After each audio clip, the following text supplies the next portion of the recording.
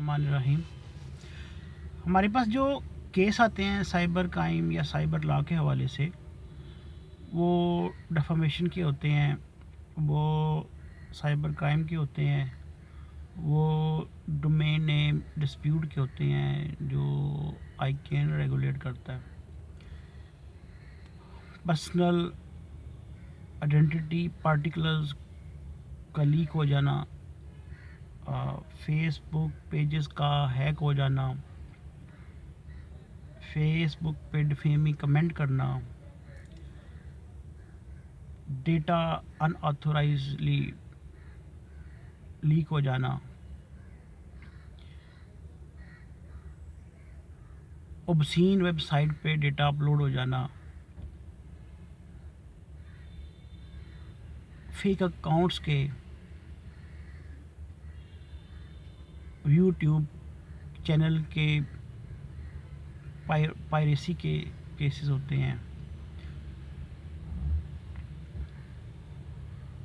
تو بے شمار قسم کے کیسز جو بھی آن لائن کمیونٹی فیس کرتی ہے، وہ تمام قسم کے کیس ہم ان کا لیگل سلوشن دیتے ہیں. ایکچولی یہ سائبر لا چونکہ all over the world nationally تو ایک اس کا فریم ورک دنیا کے ہر ملک میں موجود ہے، لیکن اس کی اٹس اے جورسڈکشن جو سائبر لا کی ہے نا، وہ انٹرنیشنل ہے. دو کہ اب all over the world internet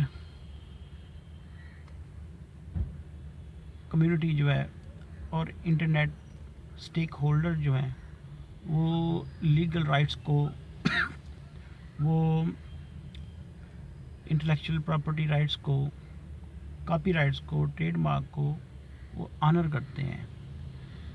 کسی بھی طرح کا کلیم جس کو آپ پروف کر سکیں اپنی آئیڈینٹی کے ساتھ، اس کو وہ آنر کرتے ہیں، اس کو کمپلائی ود کرتے ہیں. آپ کا ادر سلوشن، آلموسٹ مور دین ادر سلوشن جو ہے، وہ آپ کو انٹرنیٹ کے ذریعے مل سکتا ہے آن لائن.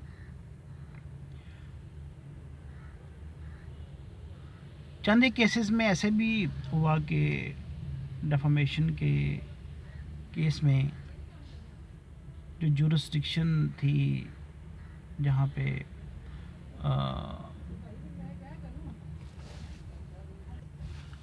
افینڈر اکیوز یا اسپانڈر نے جو افینسو لنک پہ ایک آرٹیکل ایک پوسٹ کیا، تو وہ ناروے میں تھا.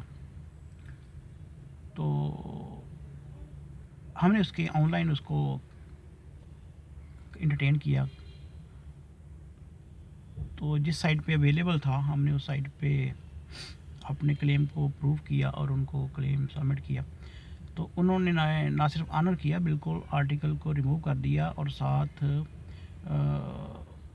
یہ ایک نوٹ ہمیں بھیجا کہ آپ چاہیں تو فزیکلی یہاں پہ آ کے، یا چاہے آپ اسٹینڈنگ کونسل کے ذریعے سے یہاں پہ اس ڈیفامیشن کے خلاف کلیم کر سکتے ہیں، جہاں پہ اس کی جو پینلٹی ہے وہ پینل بھی ہے اور فائن بھی ہے. اسی طرح کیس آسٹریلیا کا تھا، تو سیم انہوں نے بھی ریلیف دیا. یہ ایک بڑا ہوپفل ہے پرسپیکٹیو اس کا سائبر لا کا، اور بہت تیزی سے بدلتی ہوئی دنیا میں اس کا رول بھی بڑا تیزی سے چینج ہو رہا ہے، اور یہ اڈاپٹیو ہو رہا ہے. یعنی کہ آپ کہہ سکتے ہیں کہ اگر آپ کا کوئی کلیم آن لائن انٹرٹین کرانا چاہ رہے ہیں، تو اس کی پروویژن اویلیبل ہے. ہر ملک کا قانون ان رائٹس کو، جو پرسنل رائٹس ہیں، جو پرائیویسی کے رائٹس ہیں، جو آنر کے رائٹس ہیں، ڈگنیٹی کے رائٹس ہیں، ان کو آنر کرتے ہیں، ان کو انٹرٹین کرتے ہیں کلیم کو. اب چونکہ یورپ میں ایک بہت بڑی تبدیلی آئی، بہت بڑی لیجسلیشن ہوئی، اس کو GDPR کہتے ہیں، جنرل ڈیٹا پروٹیکشن لا کا. تو اس قانون میں آل اوور یورپ یہ جو رائٹس ہیں ڈیٹا پروسیسنگ کے، ڈیٹا کو کنٹرول کرنے کے، وہ ایکسکلوسیولی یوزر کو دے دیے گئے ہیں، اور وہ ان کو ہر یورپین ملک سب سے زیادہ اہمیت دیتا ہے. ایون ادروائز اگر کسی یورپین کنٹری کا ڈیٹا کسی دیگر ایسے ملک میں بھی اس طرح سے یوز ہو رہا ہو جو کہ لا کے خلاف ہو، تو وہ اسی ڈیٹا لا کا بینیفٹ اٹھا کے اس کا ڈیٹا بھی کنٹرول کر سکتا ہے، وہاں پہ اپنے ڈیٹا کو مس یوز ہونے سے بچا سکتا ہے اور وہ کلیم کر سکتا ہے. اب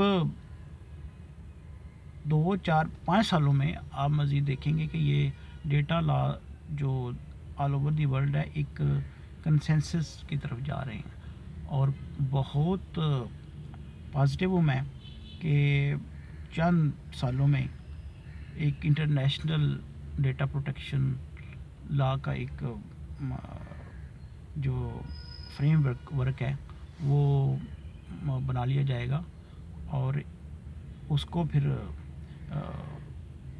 ساری دنیا میں امپلیمنٹ ہوگا، اس کا ساری دنیا کو فائدہ ہوگا. انٹرنیٹ اب